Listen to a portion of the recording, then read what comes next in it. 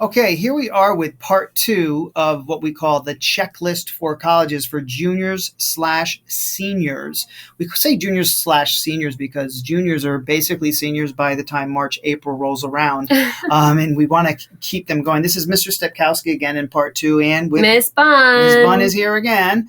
And we are here just going through the 8 most common things that students should really, get their heads wrapped around and understand. And a lot of times we say these things, right, Ms. Bunn, in our sessions with kids, one-on-one or sometimes in groups, but they forget. So this is why we had to do a part two. Yeah, that's why we had to do a part two. We're making these 2 videos so that you could listen and just go back, take notes, make sure hopefully you've been taking notes.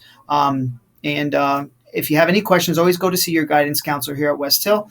But you could always refer back to this. So we got up to number 5, which was applying to schools. Now I've kind of done all my stuff for junior year, and I'm out of my junior year. Now senior year has started. Yes. It is September. Yes. Okay. And now I've kind of honed through the schools. I've got my list.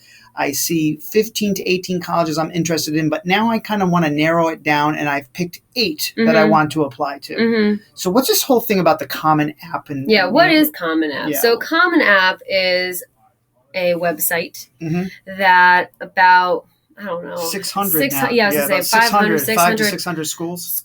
Colleges and universities use their hub, per se, use their website to make it easier for students to apply. So if you are applying to 5 schools total, and 2 of them are on their own and 3 are Common App schools, that means you're filling out 3 applications.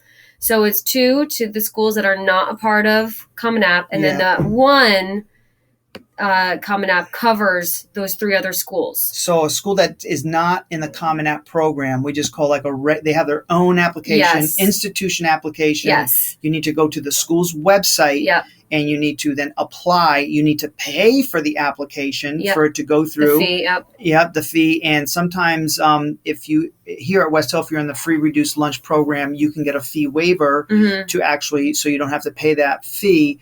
But you do have to do this. Your guidance counselor does not do the application for you. No. You fill out the application on your own through their website and do that. But now if it's if the school is part of the Common Application program, then you can apply with this one application. And it handles all the schools that are Common App schools. Yeah. Okay. So that's pretty easy. And then you pay for each school on the Common Application. Yes, correct. All right. So what's really important is that when you create a username and password for a Common App, please write it down, because your counselor is going to call you down, or hopefully you will do this on your own. Through Naviance, you have to connect Naviance and Common App together. And you do that through your username, which is your email address. And you sometimes need also your password. Well, you do need your password. So I sit there with kids all the time. They don't remember. They don't remember. So they're trying 10 different things and it gets too much. So please write that down. It makes it a lot easier. Awesome. And now, scholarships, we get a lot of parents and students that ask about our scholarship program, because they know that it's free money. They know that we have one.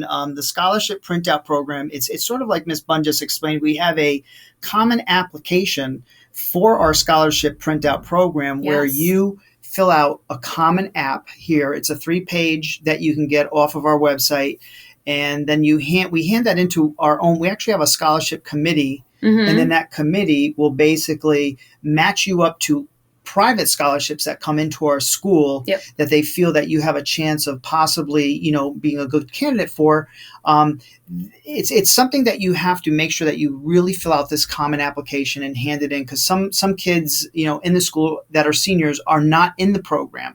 So they're not in the know of what scholarships are actually out there that they could do. So I would say at the beginning of the year in September, make sure that if you haven't received it from your counselor, get this scholarship printout application. It's called the Common Application for West Hill High School Scholarship Committee. Get that application, fill it out, get it into your counselor with the other pieces of information that you need, and then you'll go right into the program.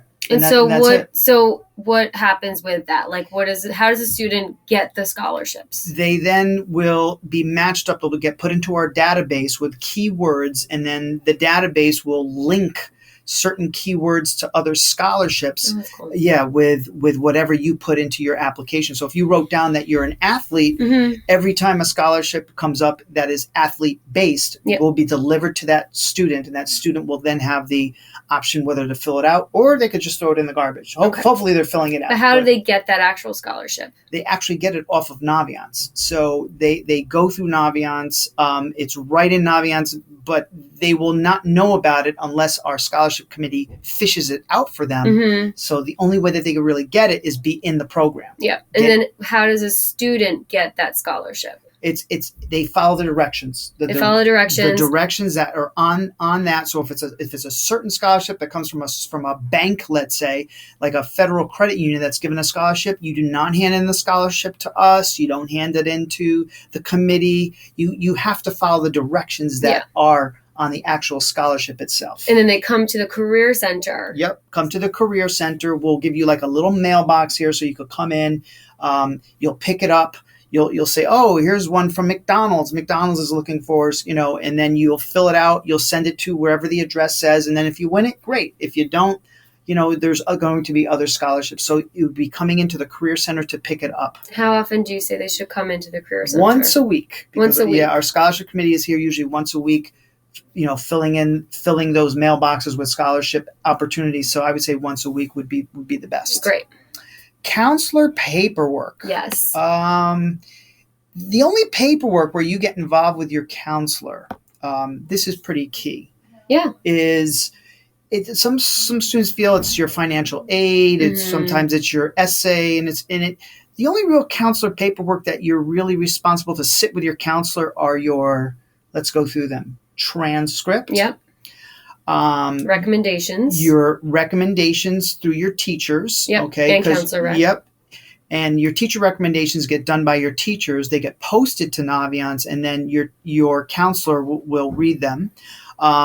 The actual counselor recommendation is part of the counselor's paperwork. And then there are the school profile. There's the school profile that the counselor will also help you with. And then there are the two separate reports. One is called the Common App Report if you're applying to any Common App schools. And then the other one is called the NACAC report. If it's a NACAC school, then your counselor will be responsible for that. But those are the only pieces of paperwork that a counselor is responsible for, right? Yeah. Yep. Okay. Because sometimes they get confused that your counselor handles your SATs or your counselor handles your financial aid, and your counselor does not do that. Okay. So they should make sure that they understand that. And finally, after you've let's say applied to these schools and January rolls around of your senior year and you're waiting for those acceptance letters, you start to have to think of what we call financial aid. Yes. And that is, how are you going to be paying these tuitions? It's a lot of money. Yeah, which is a lot of money. And that's where we actually don't get involved, but we do set up the appointments to see our financial aid guru here at West Hill. Her name is Miss Blackwell. And how does free from the state? Free from the state, right? To fill out the FAFSA, which is the free application for federal student assistance, and to get an appointment with Miss Blackwell. Yeah, you just go on to Naviance and you go under colleges and look for upcoming visits. Upcoming visits. And you just make an appointment right through there for her. Yep. Find Miss Blackwell's name and click on whatever time you have, and then it's between you and Miss Blackwell, and you sit down after your parents do their taxes at the end, usually December ending, and then they start to get their taxes ready in January, February. That's when you would start applying for that. But now please pay attention because it is 2016. Pay attention to laws that are coming into effect with the government, because we are hearing that there is going to be an instance where you can actually use your last year's taxes for the new year. So pay strict attention to that. Right now, we don't know yet how that's going to work, but we do hear that it is coming down the pike. So hopefully you've enjoyed this. Thank you guys very much. Ms. Bunn? Have a great day. Have a great day. Right? Okay, guys, enjoy.